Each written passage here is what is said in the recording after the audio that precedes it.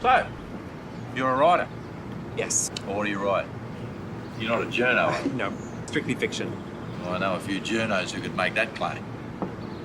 I write scripts mainly. A few short stories, a bit of poetry, but mainly scripts. Yeah, a bit like Shakespeare. Not quite at that stage yet. Written anything I'd know? Not yet.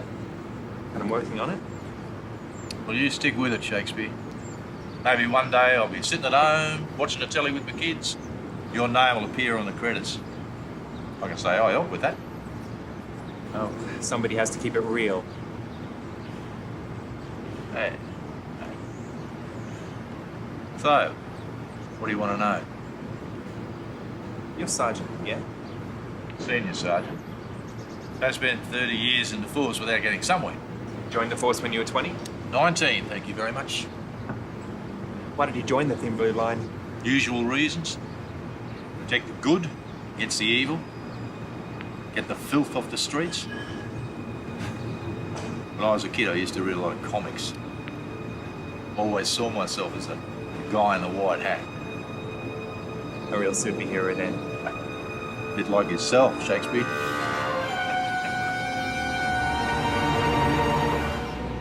Well, that's enough of my backstory. What can I do to help you? You know, I normally knock back requests from writers. Why is that? Well, they have a tendency to write what you say rather than what you mean. So why have you agreed to meet me? It's not every day you get a chance to chew the fat with Shakespeare now, is it? So what do you want to know? I have a story, and it needs the authenticity, the knowledge that only real-life experience like yours can bring to it. To tell it right, it needs to be real, and it needs to be gritty. But first, let me get you another drink. Single malt? Frank knows what I like.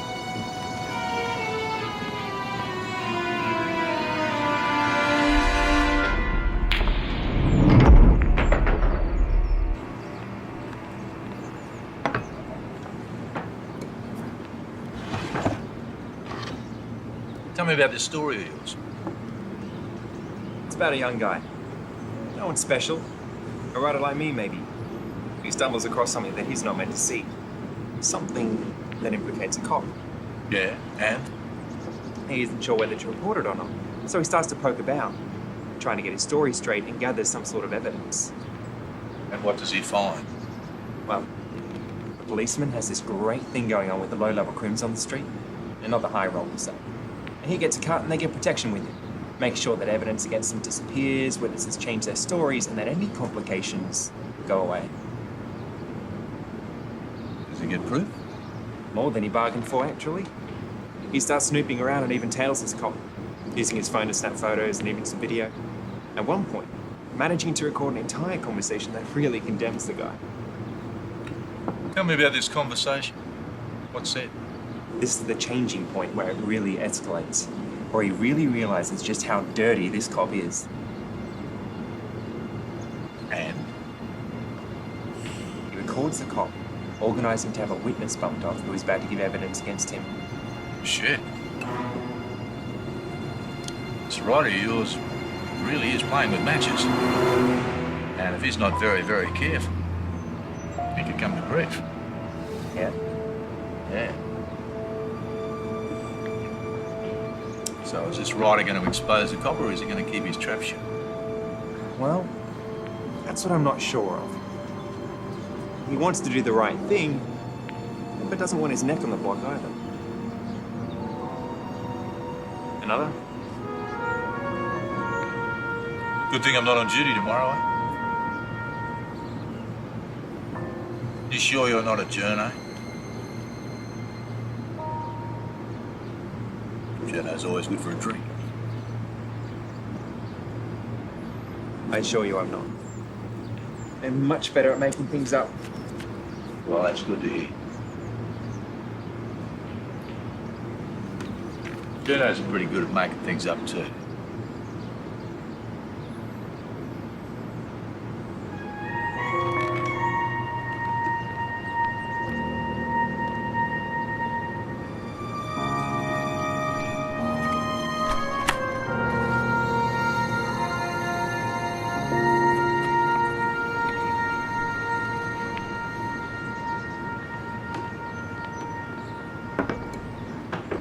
Okay, Shakespeare.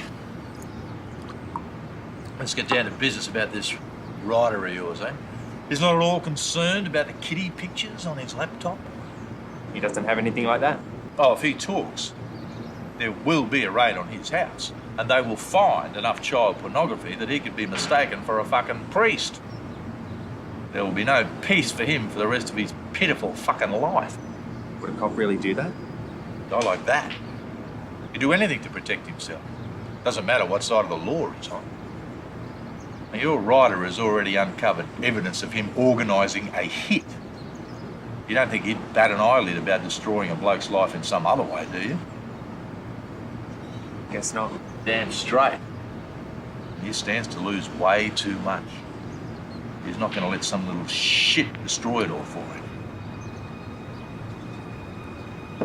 And you say all of this evidence is on a phone.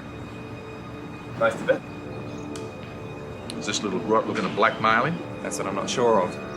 Because that would be an offence, you know. Yeah.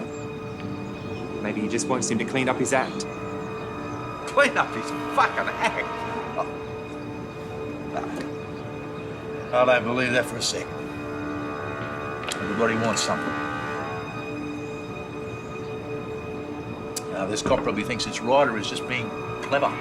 A clever fucking kiddie fiddler. Clever. Bit like yourself, Shakespeare. Perhaps he is blackmailing him then.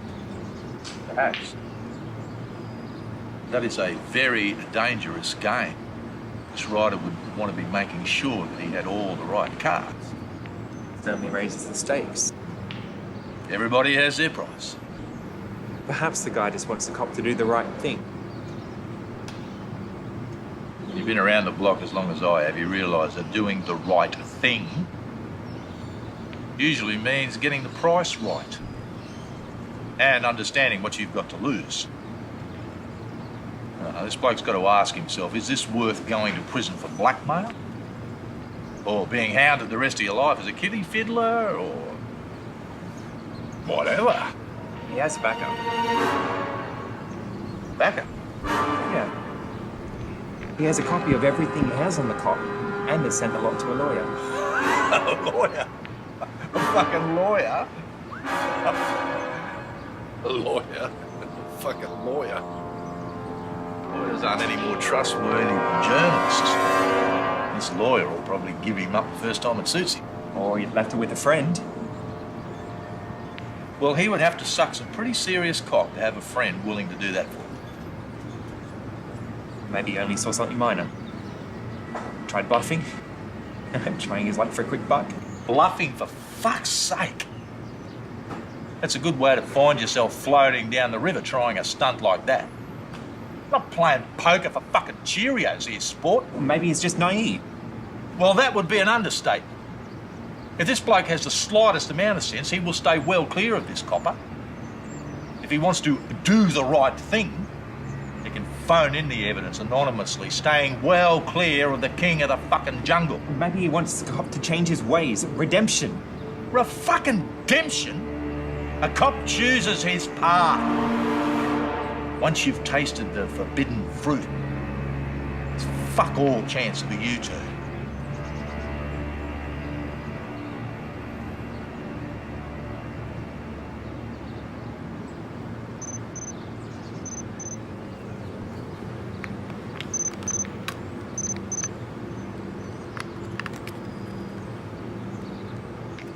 Shit. Battery. That was gold.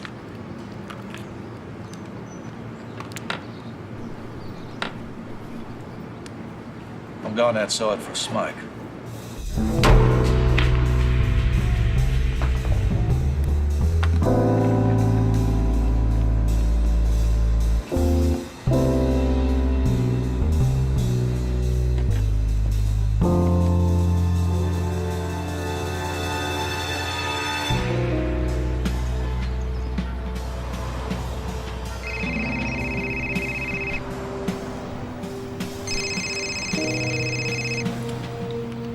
Yeah.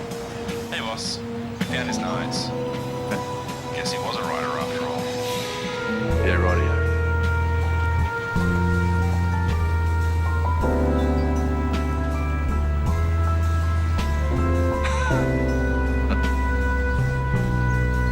fucking Shakespeare.